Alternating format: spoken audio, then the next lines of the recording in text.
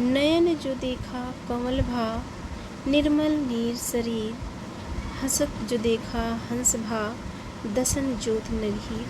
नमस्कार, प्रस्तुत है हमारी आज की क्लास। आज हम हिंदी साहित्य के भक्ति काल से संबंधित अपनी 10वीं क्लास देखेंगे। इसकी पहले हमने 9 क्लास ले ली हैं। अगर आपने वो क्लास नहीं देखी हैं तो आप हमारे चैनल पर जाकर देख सकते हैं। तो प्रारंभ करते हैं अपनी आज की क्लास। आज का हमारा पहला प्रश्न है, फूल मरे पै मरै न बासु। फूल मरे पै मरै न बासु, यह प्रसिद्ध उक्ति है। तो इसका सही जवाब है जयसी की। यह उक्ति जयसी जी की है। अगला प्रश्न है, पद्मावत का बंगला अनुवाद किया था। पद्मावत का बंगला अनुवाद किया था। तो इसका सही जवाब है आलो उजाला ने। आलो उजाला ने पद्मावत का बंगला अनुवाद किया था। अगला प्रश्न है, उदधि आई तेई बंधन कीन्हा, इति दस माथ अमर पद लीन्हा। इन पंक्तियों के रचनाकार हैं। फिर से सुनिएगा, उदधि आई तेई बंधन कीन्हा, इति दस माथ अमर पद लीन्हा। तो ये पंक्तियाँ किसकी हैं? इसका सही जवाब है जयसी जी की। ये पंक्तियाँ जयसी जी की हैं।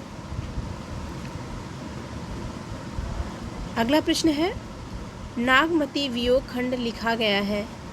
नागमती वियोग खंड लिखा गया है। तो इसका सही जवाब है 12मासा शैली में। नागमती वियोग खंड 12मासा शैली में लिखा गया है। अगला प्रश्न है, यह आशिक मासूमों का निर्लज्ज प्रलाप नहीं है। यह हिंदू गृहिणी की विरह वाणी है। इसका सात्विक मर्यादापूर्ण माधुर्य मनोहर है। नागमती की विरह दशा के बारे में उपयुक्त विचार है। फिर से सुनिएगा, ये आशिक मासूकों का निर्लज्ज प्रलाप नहीं है। यह हिंदू गृहिणी की विरहवाणी है। इसका सात्विक मर्यादापूर्ण माधुर्य मनोहर है। नागमती की विरह दशा के बारे में उपयुक्त विचार है या उपयुक्त कथन है। तो इसका सही जवाब है आचार्य रामचंद्र शुक्ल। इसका सही जवाब है आचार्य रामचंद्र शुक्ल। अगला प्रश्न है, हिंदी साहित्य का सर्वश्रेष्ठ विरह वर्णन नागमती का विरह वर्णन संकलित है।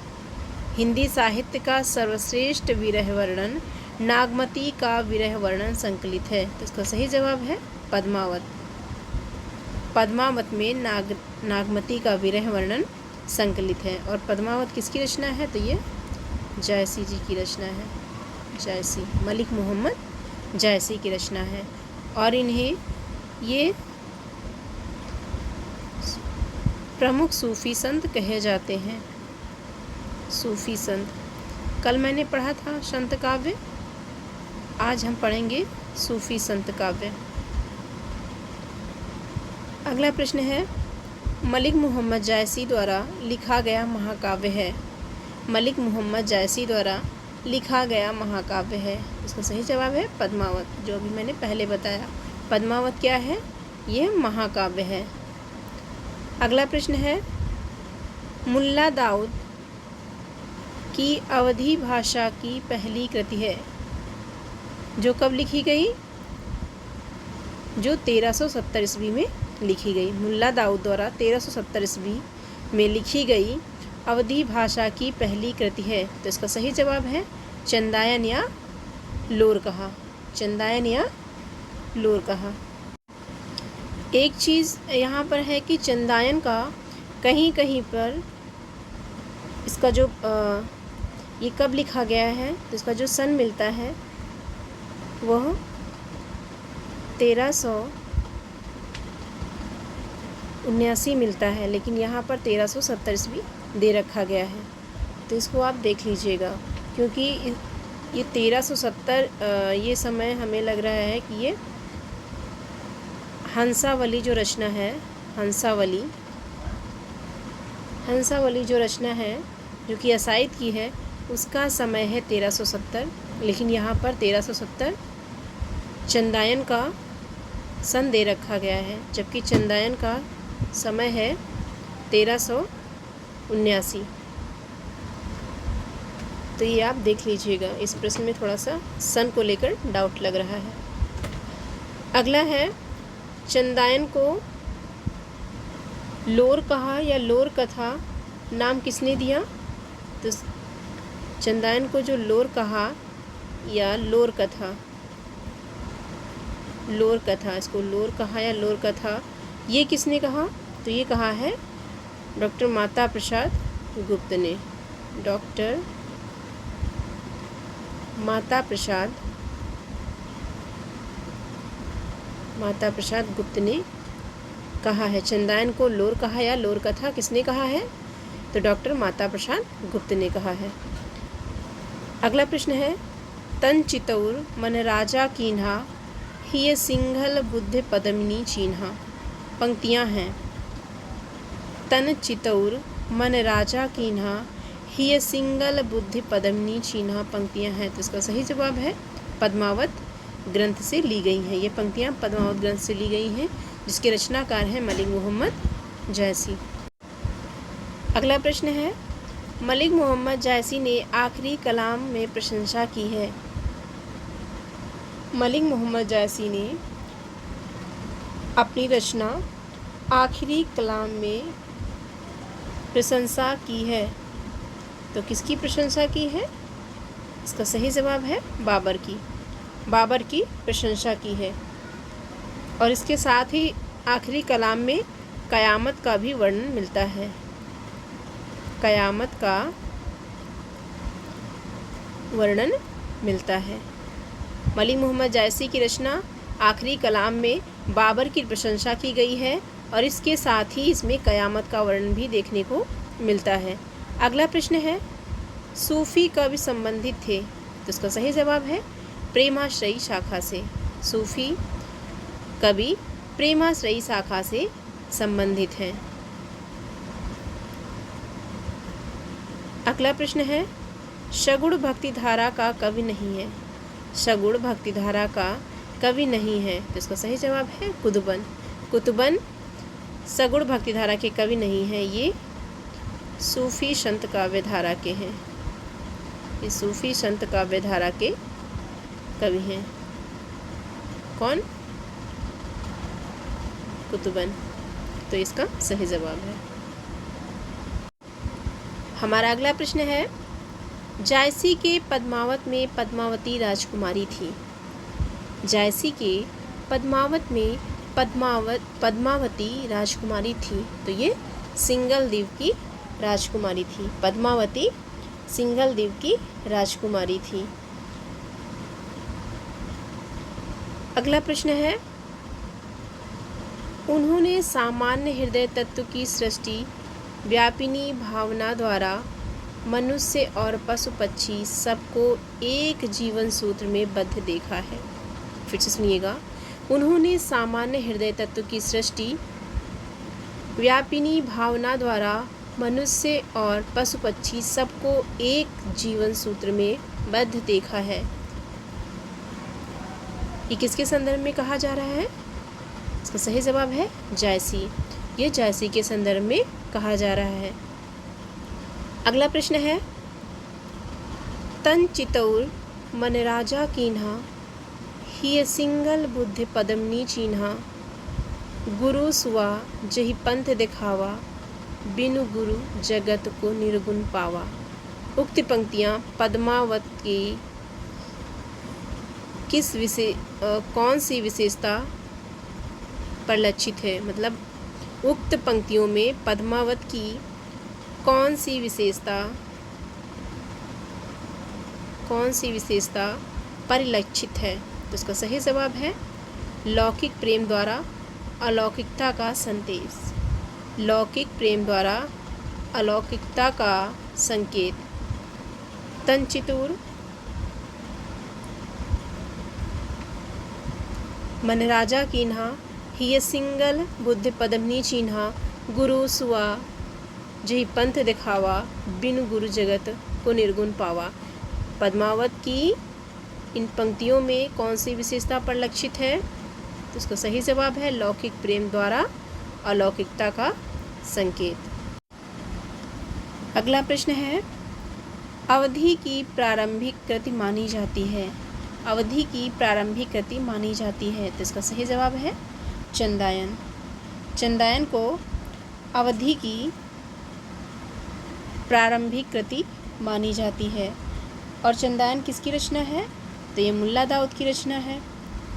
और ये किस भाषा में लिखी गई है? तो अवधी भाषा में लिखी गई है। ठीक है।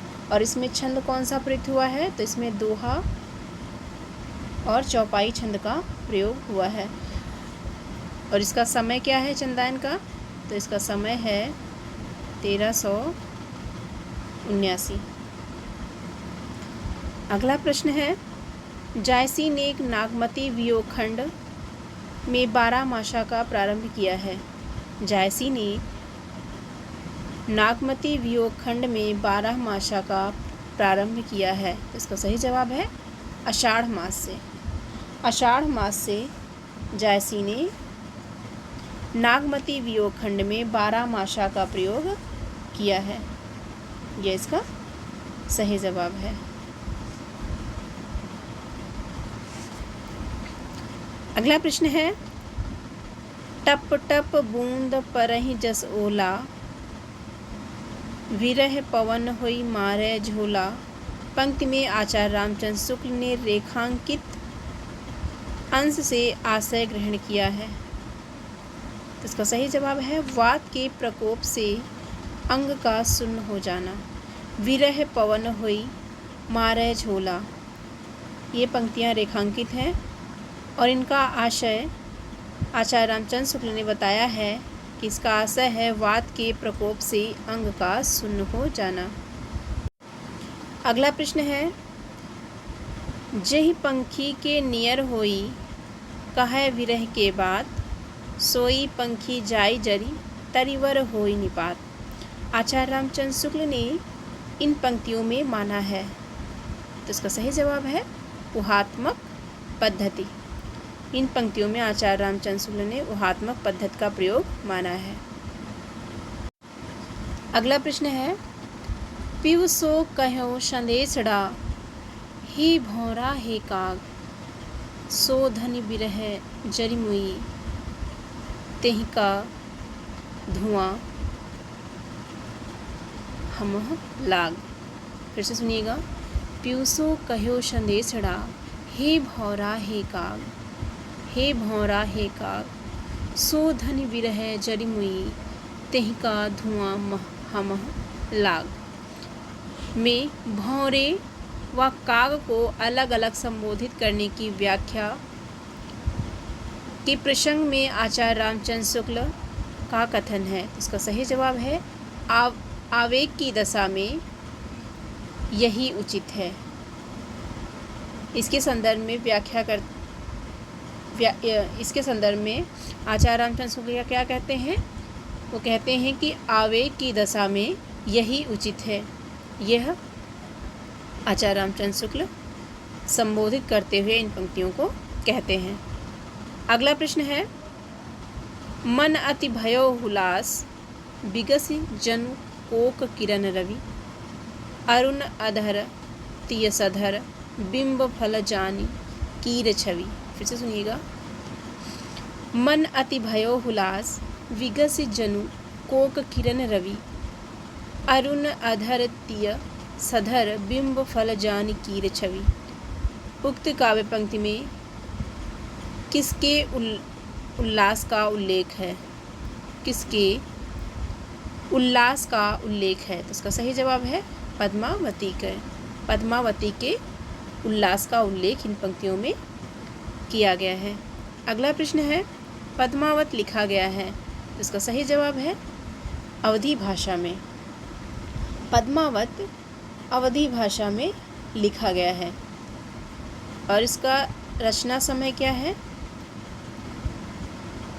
तो वो है 1540 ईस्वी। 1540 ईस्वी ये इसकी समय सीमा मानी गई है। और ये अवधी भाषा में लिखा गया है। इसमें छंद कौन सा प्रयोग हुआ है? तो दोहा और चौपाई। दोहा और चौपाई छंद का इसमें प्रयोग मिलता है। चौपाई किसके द्वारा लिखा गया है? मलिक मोहम्मद जाहसी द्वारा लिखा गया है। अगला प्रश्न है, ज्ञानदीप नामक प्रेमाख्यान काव्य की नायिका है। ज्ञानदीप नामक प्रेमाख्यान काव्य की नायिका है। इसका सही जवाब है देवयानी।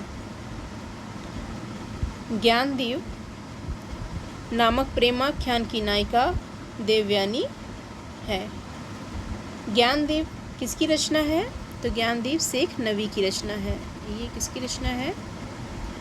तो ये शेख नबी की रचना है। शेख नबी की रचना है। ज्ञानदीप शेख नबी की रचना है और ये भी अवधी भाषा में ही लिखी गई है। किस में लिखी गई है? तो ये भी अवधी भाषा में लिखी गई है और इसमें भी दोहा और चौपाई का प्रयोग किया गया है। अगला प्रश्न है, जायसीकृत पद्मावत में प्रयुक्त छंद हैं। तो अभी मैंने बात बताया ऊपर, इसका सही जवाब है चौपाई और दोहा। अगला प्रश्न है, अंगद पैज की रचना की है। अंगद पैज की रचना की है। तो इसका सही जवाब है ईश्वरदास। अंगद पैज किसकी रचना है? तो ये रचना ईश्वरदास जी की है।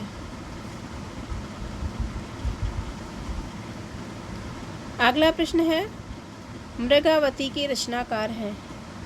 मृगावती के रचनाकार हैं। तो इसका सही जवाब है कुतुबन। मृगावती कुतुबन द्वारा लिखी गई है। और कब लिखी गई थी? तो यह 1501 ईस्वी में लिखी गई थी। इसका रचना काल का समय है 1501 ईस्वी और ये भी अवधी भाषा में ही लिखी गई है। अवधी भाषा में लिखी गई है।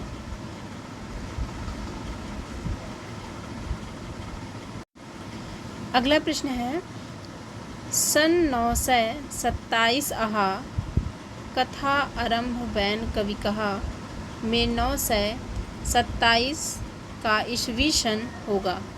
तो इसका सही जवाब है 1520 ईस्वी। अगला प्रश्न है, पद्मावत में उल्लिखित राजा रत्न सेन राजा थे। पद्मावत में उल्लिखित राजा रत्न सेन कहाँ के राजा थे? तो इसका सही जवाब है चित्तौड़गढ़। राजा रत्न सेन चित्तौड़गढ़ के राजा थे। और रानी पद्मावती कहाँ की थी? तो वो सिंघल द्वीप की थी। अगला प्रश्न है, मुल्ला दाऊद की भाषा है। तो इसका सही जवाब है ठेठ अवधी। मुल्ला दाऊद की जो चंदायन है वह अवधी भाषा में लिखी गई है। अगला प्रश्न है, रचना काल की दृष्टि से ग्रंथों का सही अनुक्रम है। रचना काल की दृष्टि से ग्रंथों का सही अनुक्रम है। तो इसका सही जवाब है सबसे पहले मृगावती, उसके बाद ज्ञानद्यूत, फिर इंद्रावती और उसके बाद अनुराग बांसुरी। ये इन ग्रंथों का सही अनुक्रम है। अगला प्रश्न है, सूफी साधना के 4 पड़ावों में नहीं है। सूफी साधना के 4 पड़ावों में नहीं है। तो इसका सही जवाब है मलकत। अगला प्रश्न है, राघव चेतन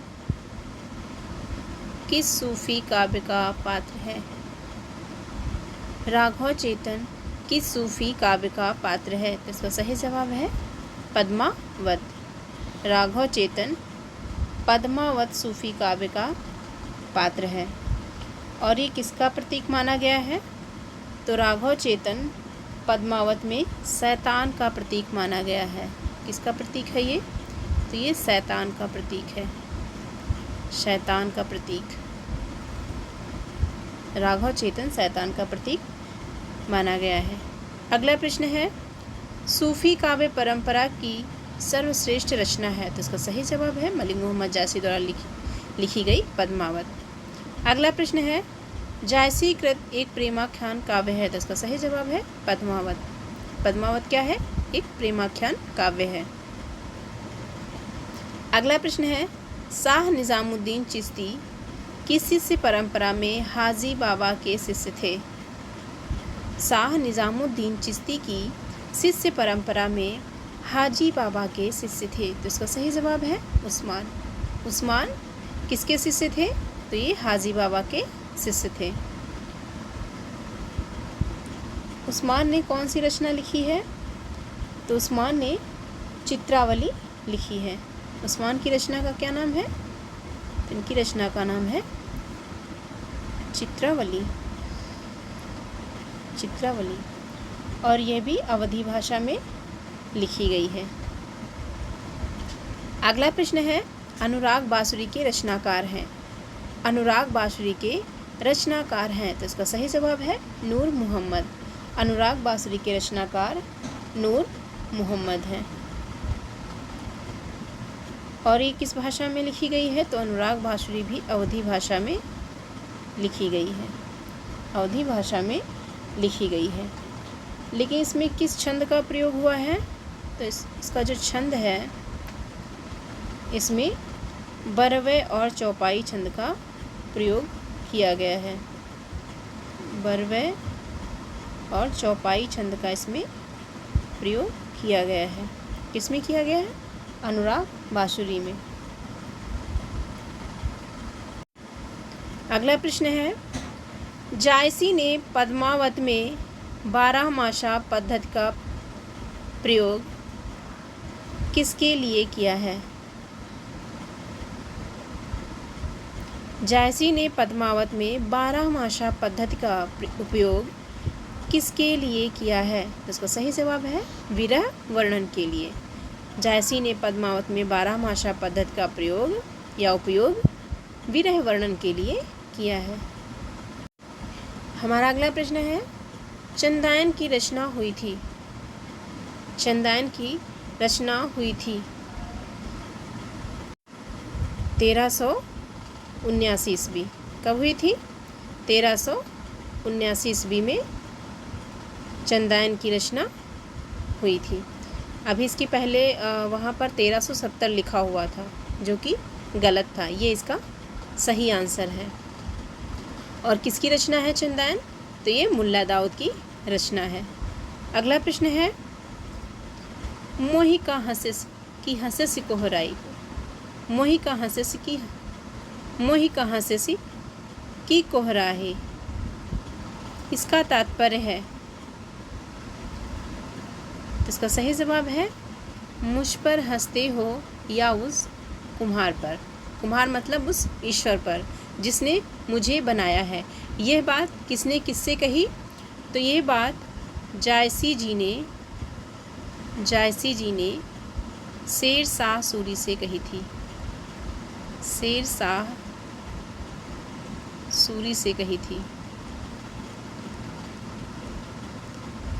सूरी से कही थी कि मुझ पर क्या हंसते हो? मुझ पर हंस रहे हो या तुम उस कुम्हार पर हंस रहे हो या उस ईश्वर पर हंस रहे हो जिसने मुझे बनाया है। अगला प्रश्न है, पद्मावत की रचना शैली है। तो इसका सही जवाब है फ़ारसी की मसनवी शैली। पद्मावत में फ़ारसी की मसनवी शैली का प्रयोग किया गया है। अगला प्रश्न है, जायसी की काव्य भाषा है। जायसी की काव्य भाषा है या काव्य भाषा थी? तो इसका सही जवाब है अवधी। अगला प्रश्न है, सूफी प्रेमाख्यान परंपरा का प्रथम काव्य ग्रंथ है। तो इसका सही जवाब है चंदायन। अगला प्रश्न है, जायसी ने 12मासा के रूप में मार्मिक चित्रण किया है। तो इसका सही जवाब है नागमती के वियोग का। जायसी ने 12मासा के रूप में किसका मार्मिक चित्रण किया है? तो नागमती के वियोग का किया है। अगला प्रश्न है, नागमती वियोग खंड में 12मासा का प्रारंभ होता है। तो इसका सही जवाब है आषाढ़ मास से। आषाढ़ महीने से 12मासा का प्रयोग होता है। अगला प्रश्न है, प्यू वियोग अस बाउर जीव। पंक्ति में बाउर शब्द का अर्थ है। तो बाउर शब्द का अर्थ है पगली या पागल। तो ये इसका सही जवाब है। अगला प्रश्न है, मलिक मोहम्मद जायसी की रचना नहीं है। मलिक मोहम्मद जायसी की रचना नहीं है, तो इसका सही जवाब है मधुमालती। मधुमालती मलिक मोहम्मद जायसी की रचना नहीं है। ये किसकी रचना है? तो ये मंझन की रचना है। मंझन की रचना है ये, और ये भी अवधी भाषा में लिखी गई है, तो ये इसका सही जवाब है। हमारा अगला प्रश्न है, कुतुबन किस बादशाह के आश्रित थे? कुतुबन किस बादशाह के आश्रित थे? तो इसका सही जवाब है हुसैन शाह के। कुतुबन हुसैन शाह के आश्रित थे। अगला प्रश्न है, पद्मावत में गुरु का प्रतीक है। तो पद्मावत में गुरु का प्रतीक सुआ है। सुआ यानी तोता। सुआ यानी तोता। पद्मावत में यह गुरु का प्रतीक माना गया है। अगला प्रश्न है, जायसी की रचना नहीं है, तो इसका सही जवाब है इंद्रावती। इंद्रावती जायसी की रचना नहीं है। इंद्रावती किसकी रचना है? तो ये नूर मोहम्मद की रचना है। नूर मोहम्मद की रचना है। अगला प्रश्न है, पद्मावत के रत्नसेन की पत्नी का नाम है, तो इसका सही जवाब है नागमती। रत्नसेन की पत्नी का नाम नागमती है। अगला प्रश्न है, छार उठाए लीन एक मुट्ठी, दीन उड़ाए परथमी झूठी। छार उठाए लीन एक मुट्ठी, दीन उड़ाए पृथ्वी झूठी। यह पंक्ति ली गई है, तो इसका सही जवाब है पद्मावत से। यह पंक्ति पद्मावत से ली गई है। अगला प्रश्न है, आचार्य रामचंद्र शुक्ल प्रेमाख्यान परंपरा की पहली रचना मानते हैं, तो इसका सही जवाब है मृगावती को। मृगावती को आचार्य रामचंद्र शुक्ल प्रेमाख्यान परंपरा की पहली रचना मानते हैं। मृगावती किसकी रचना है? तो ये कुतुबन द्वारा लिखी गई रचना है। ये किसकी रचना है मृगावती? तो ये कुतुबन की रचना है। कुतुबन, मृगावती कुतुबन की रचना है। जबकि हजारी प्रसाद द्विवेदी ने पहली कृति किसे माना है सूफी काव्य परंपरा की? तो उन्होंने ईश्वरदास की सत्यवती कथा को माना है। अगला प्रश्न है, भक्तकालीन किस काव्यधारा में परमात्मा को स्त्री तथा आत्मा को पुरुष रूप में चित्रित किया गया है? भक्तकालीन किस काव्यधारा में परमात्मा को स्त्री तथा आत्मा को पुरुष रूप में चित्रित किया गया है? तो इसका सही जवाब है सूफी काव्यधारा। अगला प्रश्न है, हिंदू मग पर पाँव न राख्यो, का बहुते जो हिंदी भाख्यो। ये काव्य पंक्तियाँ हैं, तो इसका सही जवाब है, ये काव्य पंक्तियाँ किस भाषा में लिखी गई हैं? तो ये अवधी बोली में लिखी गई हैं। और ये पंक्तियाँ हैं किसकी? तो ये पंक्तियाँ हैं नूर मोहम्मद की। किसकी हैं? नूर मोहम्मद की। नूर मोहम्मद की। अगला प्रश्न है, चंदायन के रचयिता हैं, तो इसका सही जवाब है मुल्ला दाऊद। अगला प्रश्न है, चित्रावली रचना है, तो इसका सही जवाब है उस्मान की। चित्रावली उस्मान की रचना है। अगला प्रश्न है, पद्मावत की विधा है, तो इसका सही जवाब है प्रबंध काव्य। पद्मावत प्रबंध काव्य है। अगला प्रश्न है, ज्ञानदीप के रचनाकार हैं। ज्ञानदीप के रचनाकार हैं, तो इसका सही जवाब है शेख नवी। अगला प्रश्न है, मधुमालती की रचनाकार है, तो इसका सही जवाब है मधुमालती मंझन की है।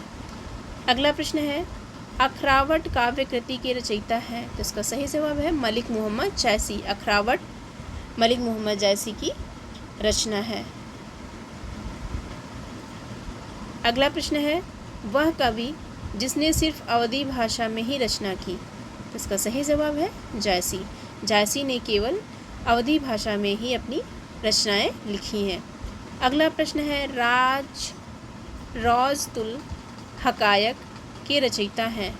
रौज़तुल हकायक के रचयिता हैं, तो इसका सही जवाब है नूर मोहम्मद।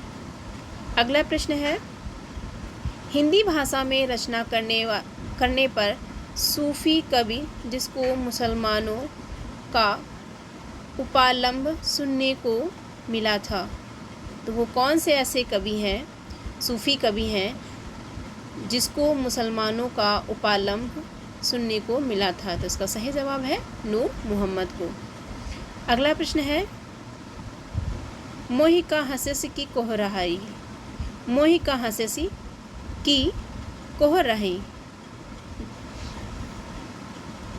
यह बात किससे कहा था? किसने किससे कहा था या कहा है, तो इसका सही जवाब है जायसी ने शेरशाह सूरी से। इसके पहले मैंने आपको ये बताया है। अगला प्रश्न है, अनलहक यानी मैं ही ब्रह्मा हूँ, इसकी घोषणा की है, तो किसने की है? मंसूर ने की थी। अनलहक यानी मैं ही ब्रह्मा हूँ, इसकी घोषणा मंसूर ने की है। अगला प्रश्न है, कुतुबन के गुरु का नाम है, तो कुतुबन के गुरु का नाम क्या है? शेख बुरहान। शेख बुरहान कुतुबन के गुरु का नाम है। अगला प्रश्न है, सूफ़ी कवियों का सबसे प्रिय अलंकार है, तो इसका सही जवाब है समासोक्ति। समासोक्ति सूफ़ी कवियों का सबसे प्रिय अलंकार है। अगला प्रश्न है, रस रत्नाकर के रचयिता हैं, तो इसका सही जवाब है पुहकर। रस रत्नाकर पुहकर की रचना है। अगला प्रश्न है, सूफ़ी काव्य पद्धति का अंतिम ग्रंथ है। सूफ़ी काव्य पद्धति का अंतिम ग्रंथ है, तो इसका सही जवाब है इंद्रावती। इंद्रावती को सूफ़ी काव्य पद्धति का अंतिम ग्रंथ माना गया है। और किसने माना है? तो ये माना है आचार्य रामचंद्र शुक्ल ने। अगला प्रश्न है, पद्मावत में रत्नसेन प्रतीक हैं, तो इसका सही जवाब है मन का। पद्मावत में रत्नसेन मन का प्रतीक है। तोता गुरु का प्रतीक है। राघव चेतन ये शैतान का प्रतीक माना गया है। और सिंघल ये किसका प्रतीक माना गया है? तो यह हृदय का प्रतीक माना गया है। सिंघल किसका प्रतीक माना गया है? तो सिंघल हृदय का प्रतीक माना गया है। और पद्मावती किसका प्रतीक मानी गई है? तो पद्मावती श्रद्धा या सात्विक बुद्धि का प्रतीक मानी गई हैं। और नागमती को किसका प्रतीक माना गया है? तो नागमती को दुनिया धंधा या सांसारिक बुद्धि का प्रतीक माना गया है। और इसमें एक पात्र और है अलाउद्दीन खिलजी। तो अलाउद्दीन खिलजी किसका प्रतीक माना गया है? तो अलाउद्दीन खिलजी को माया का प्रतीक माना गया है। अगला प्रश्न है, मलिक मोहम्मद जायसी के प्रसिद्ध प्रबंध काव्य का नाम है। मलिक मोहम्मद जायसी के प्रसिद्ध प्रबंध काव्य का नाम है, तो इसका सही जवाब है पद्मावत। अगला प्रश्न है, सूफ़ी काव्य परंपरा का एक ग्रंथ है इंद्रावती, इसके रचनाकार हैं, तो इसके रचनाकार मलिक नूर मोहम्मद जायसी हैं। इंद्रावती नूर मोहम्मद की रचना है। अगला प्रश्न है, जायसी किस धारा के कवि हैं? तो इसका सही जवाब है प्रेमाख्यान काव्य धारा के। जायसी प्रेमाख्यान काव्य धारा के कवि हैं। अगला प्रश्न है, पद्मावत को समासोक्ति किसने कहा? पद्मावत को समासोक्ति कहा है, तो इसका सही जवाब है आचार्य रामचंद्र शुक्ल ने। पद्मावत को समासोक्ति आचार्य रामचंद्र शुक्ल ने कहा है। हमारा अगला प्रश्न है, सूफ़ी प्रेमाख्यान रचनाओं की भाषा है, तो सूफ़ी काव्य और प्रेमाख्यान रचनाओं की भाषा है अवधी। अगला प्रश्न है, मलिक मोहम्मद जायसी को जायसी कहा जाता है क्यों कहा जाता है? तो इसलिए कहा जाता है क्योंकि जायस नामक स्थान के निवासी थे। क्योंकि जायसी जी जायस नामक स्थान के निवासी थे, इसलिए जायसी को जायसी कहा जाता है। मलिक मोहम्मद को जायसी कहा जाता है। अगला प्रश्न है, जायसी के श्रृंगार में मानसिक पक्ष प्रधान है, शारीरिक गौड़। यह कथन है, तो इसका सही जवाब है आचार्य रामचंद्र शुक्ल। यह कथन आचार्य रामचंद्र शुक्ल का है। अगला प्रश्न है, पद्मावत में पद्मिनी प्रतीक है, तो इसका सही जवाब है परम सत्ता का। पद्मावत में पद्मिनी परम सत्ता का प्रतीक मानी गई है। अगला प्रश्न है, साधना के 4 अवस्थाओं शरीयत, तरीकत, मार्फत और हकीकत का संबंध है, तो इसका संबंध किससे है? इसका संबंध सूफी साधना से है। अगला प्रश्न है, सूफी मत में वर्णित साधक की 4 अवस्थाओं शरीयत, तरीकत, मारिफत और हकीकत की भारतीय भक्ति मार्ग के साथ सही क्रम में संगत होगी, तो इसका सही जवाब है सबसे पहले आचरण आएगा। शरीयत का आचरण, तरीकत मतलब उपासना, मारिफत मतलब सत्यबोध और हकीकत मतलब सिद्धावस्था। तो यह भारतीय भक्ति मार्ग के साथ सही क्रम में संगति होगी। आचरण, उपासना, सत्यबोध और सिद्धावस्था, यानी शरीयत, तरीकत, मारिफत और हकीकत। अगला प्रश्न है, जायसीकृत पद्मावत है, तो इसका सही जवाब है रूपक काव्य।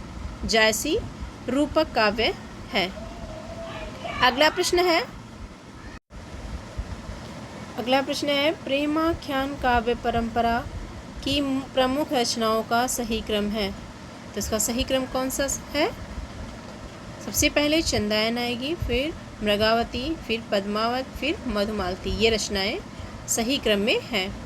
अगला प्रश्न है, आचार्य रामचंद्र शुक्ल ने प्रेमाख्यान काव्य परंपरा का प्रथम कवि माना है, तो इसका सही जवाब है कुतुबन। आचार्य रामचंद्र शुक्ल ने प्रेमाख्यान काव्य परंपरा का प्रथम कवि कुतुबन को माना है। जबकि चंदायन को प्रथम रचना किसने मानी है? तो ये मानी है डॉक्टर राम कुमार वर्मा ने। और प्रथम कवि डॉक्टर राम कुमार वर्मा ने किसे माना है? तो वो माना है मुल्ला दाऊद को। मुल्ला दाऊद को डॉक्टर राम कुमार वर्मा ने प्रेमाख्यान काव्य परंपरा का प्रथम कवि और उनकी रचना चंदायन को प्रथम काव्य रचना माना है। जबकि आचार्य रामचंद्र शुक्ल ने प्रेमाख्यान काव्य परंपरा का प्रथम कवि कुतुबन को माना है। और रचना कौन सी मानी है? तो कुतुबन कृत मृगावती को पहली रचना मानी है प्रेमाख्यान काव्य परंपरा की। अगला प्रश्न है, जायसी की कृति है, तो इसका सही जवाब है कन्हावत। कन्हावत जायसी की रचना है। अगला प्रश्न है, प्रेम चिंगारी रचना है, तो प्रेम चिंगारी किसकी रचना है? ये रचना है अली शाह की। हमारा अगला प्रश्न है, जायसी की काव्य कृति जिसमें उन्होंने कयामत का वर्णन किया है, तो वो कौन सी कृति है? इसका सही जवाब है आखिरी कलाम। आखिरी कलाम में बाबर की प्रशंसा और कयामत का वर्णन किया है। किसने किया है? मलिक मोहम्मद जायसी ने किया है। अगला प्रश्न है, सुजान कुमार किस सूफी प्रेमाख्यान का नायक है? तो सुजान कुमार चित्रावली, जो कि उस्मान द्वारा लिखी गई है, इसका नायक माना गया है। कौन नायक है? तो सुजान कुमार। अगला प्रश्न है, पद्मावत के अनुच्छेदों का नाम है, तो पद्मावत के अनुच्छेदों का नाम है खंड। पद्मावत के अनुच्छेदों का नाम है खंड। अगला प्रश्न है, प्रेमाख्यान काव्य परंपरा यानी सूफी कवियों का मुख्य दर्शन है, तो इसका सही जवाब है तशव्वुफ। प्रेमाख्यान काव्य परंपरा अथवा सूफी कवियों का मुख्य दर्शन है, तो इसका सही जवाब है तशव्वुफ। अगला प्रश्न है, पद्मावत को सूफी काव्य मानने से इनकार करने वाले आलोचक हैं। पद्मावत को सूफी काव्य मानने से इनकार करने वाले आलोचक हैं, तो इसका सही जवाब है डॉक्टर विजय देवनारायण शाही।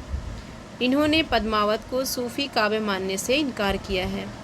अगला प्रश्न है, सूफी काव्य धारा के पहले कवि हैं, तो इसका सही जवाब है मुल्ला दाऊद, जिसे डॉक्टर राम कुमार वर्मा ने पहला कवि माना है। किसने माना है? Doctor Ram Kumar doctor Ram Kumar Verma. Doctor Ram Kumar Verma ने मुल्ला दाऊद को सूफ़ी काव्य धारा का पहला कवि माना है। उनकी रचना चंदान को पहली रचना मानी है और यह सर्वमत भी है। तो मुल्ला दाऊद इसका सही जवाब है। तो ये थी हमारी आज की क्लास। अगर हमारे किसी भी प्रश्न में आपको डाउट लग रहा हो तो कमेंट बॉक्स में आप अपनी प्रतिक्रिया व्यक्त कर सकते हैं। तो कैसी लगी हमारी आज की क्लास ज़रूर बताइएगा, और अगर अच्छी लगी हो तो हमारे चैनल को लाइक एंड सब्सक्राइब कर हमारा सपोर्ट कीजिए। धन्यवाद। जय हिंद।